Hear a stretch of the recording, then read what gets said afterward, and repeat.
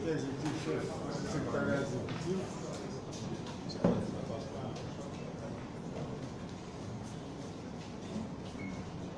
Excellences, Mesdames et Messieurs, les représentants des chancelleries qui nous font l'amitié de...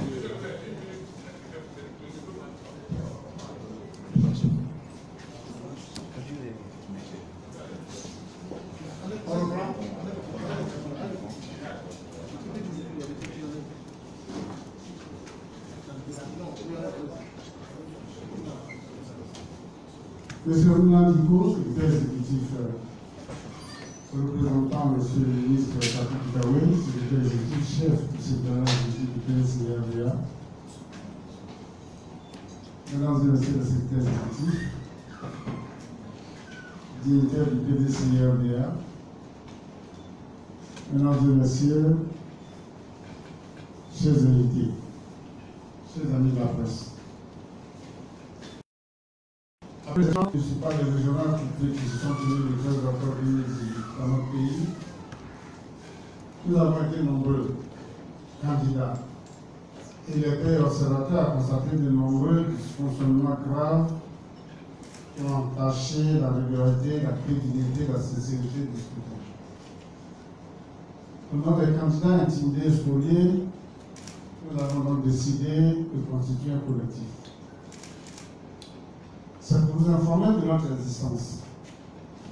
Vous parlez des graves dérapages et prendre à témoin de l'opinion nationale et internationale que je prends la parole au nom du collectif, dit collectif des candidats intimidés et spoliés, un abrégé CCIS, pour donner lecture de la déclaration qui suit.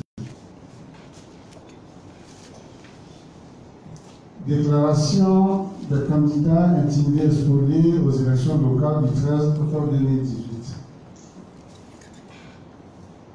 L'avènement de M. Alassane Ouattara avait suscité beaucoup d'espoir au regard de la grande autorité des technocrates compétents, intègres et rigoureux qui le précédaient. Nourri à la scène de la démocratie aux États-Unis d'Amérique, où il fit ses études et où il occupa de hautes fonctions à FMI, et surtout, il fut élevé dans les valeurs du loufétisme en tant que premier ministre de feu Félix Houphouët-Boigny. Nous constatons, hélas, avec amertume, que la plus grande déception du peuple, après 8 années de fonction à la tête de l'État, vient de sa vision de la démocratie. D'abord, la CDI, structure indépendante chargée d'organiser des élections transparentes, justes, équitables et démocratiques, elle s'est totalement discréditée en se mettant au service du pouvoir. Après l'épisode malheureux des élections présidentielles de 2010, qui a entraîné plus de 3 000 morts, des voix se sont élevées de la part des partis politiques appelant au changement de l'équipe dirigeante pour garantir la crédibilité et l'efficacité. Même la Cour africaine des droits de l'homme et des peuples saisis a, par l'arrêt du 18 novembre 2016, fait injonction à la Côte d'Ivoire de modifier la loi 2014-335 du 18 juin 2014 relative à la CEI afin de la rendre impartiale, et ce dans un délai d'1 an, délai qui a expiré depuis le 17 novembre 2017. En dépit de tout, le pouvoir national s'est obstiné à organiser des élections municipales et régionales couplées, sans tenir compte des nombreux appels à la réforme préalable de la CEI et au report des élections.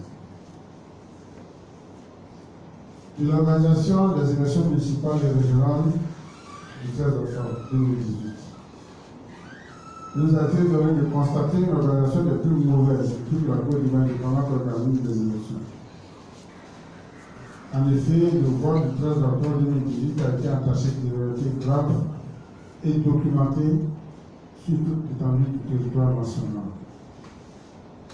Nous relevons entre autres l'utilisation frauduleuse du logo du PDCI en vue d'entraîner la confusion au sein des populations. l'absence de stickers pour favoriser la fraude, l'absence d'encre indélébile pour permettre les votes multiples, l'immixtion dans le processus électoral des chefs de guerre, notamment le colonel Jakaria, dit Zakaria, dont la vidéo dans ce dossier va voir afin de tout le monde. L'apparition des microbes, de démobiliser et autres bandes armées dans le blanchir, dans le feu, dans les lieux de vote, dans les bureaux de vote, occasionnant des casses, des disparitions durées de PV et un des pertes en vie humaine, notamment à Lakota, à Bobo, Dombassa. L'utilisation de milliers de cartes électorales non distribuées et mise à l'attribution des candidats de pouvoir par la CEI, comme ce fut le cas à Koumassi. La non-ouverture de nombreux bureaux de vote, notamment à Port-Louis. La destruction des listes électorales à Yopougon et destruction des bulletins de vote juste après le vote à Tébissou ne permettront pas ici aucun contrôle. La disparition des noms de centaines de milliers d'électeurs des listes électorales dont ce fut le cas partout. L'absence de scellé sur les yeux. L'inversion des résultats comme à Grand Bassam, dans le Nord d'Ivoire et dans le Pont du toutes choses ayant contribué à une fraude massive au profit des candidats de pouvoir et occasionné un réel recul de la démocratie dans notre pays. En conséquence de ce qui précède, nous, candidats intimidés et spoliés aux élections locales de 2018, décidons dès lors de nous constituer à travers ce manifeste un collectif de candidats intimidés et spoliés aux élections locales du 13 octobre 2018 en Angleterre, CCIS, afin de mener jusqu'au bout le plaidoyer de la mobilisation citoyenne. Dénonçons les abus de toutes sortes commis par la CEI illégale et illégitime. Constatons que les élections locales du 13 octobre 2018, qui ont suscité plus de 100 000 recours en annulation, record jamais atteint en Côte d'Ivoire, sont tout sauf des élections démocratiques, transparentes et inclusives. Demandons pour l'exécutif de laisser librement les magistrats de la Cour suprême dire le droit, rien que le droit, sans risquer leur poste. Demandons aux populations de rester calmes, mobilisées et faire confiance à la justice. Appelons la communauté internationale et les amis de la Côte d'Ivoire à jeter un regard très attentif sur les graves dérives démocratiques qui sont constatées et dont les conséquences seront encore plus désastreuses pour le pays à l'horizon 2020. Je vous remercie.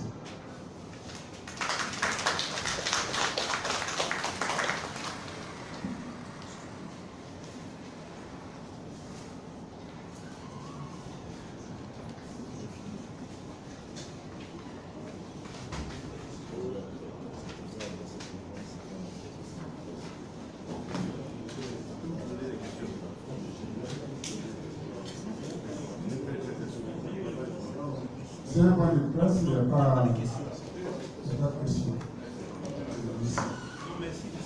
Merci d'être venu, merci de votre présence.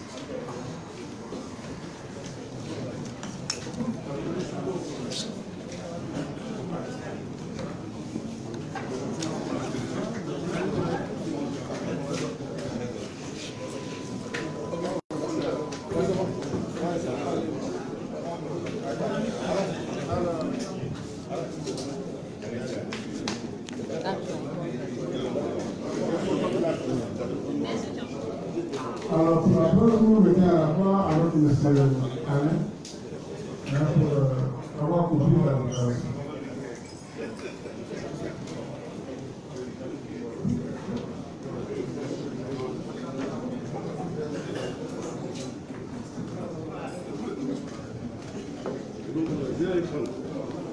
Le temps que tu t'élèves, vous payez le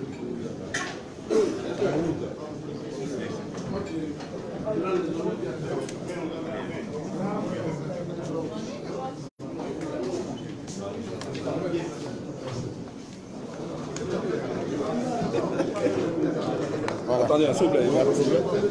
Non. Oui.